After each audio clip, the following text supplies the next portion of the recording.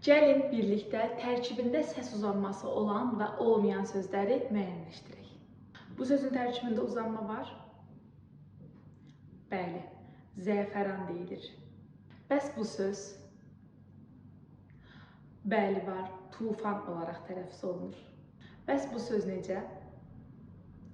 Xeyr, bu sözün tərkibində uzanma yoxdur, vitamin olaraq tələffüz olunur. Bəs görək bu sözü biləcəksinizmi?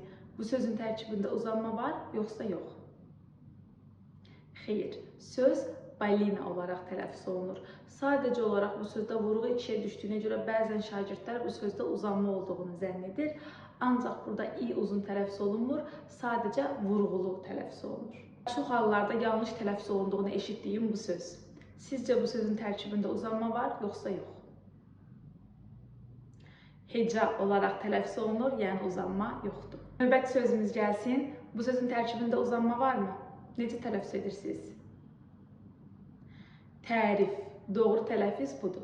Sonuncu sözümüz, bu söz necə tələffüz olunur? Söhbət, yəni tərkibində uzanma yoxdur, x samiti də tələffüz zamanı düşmür.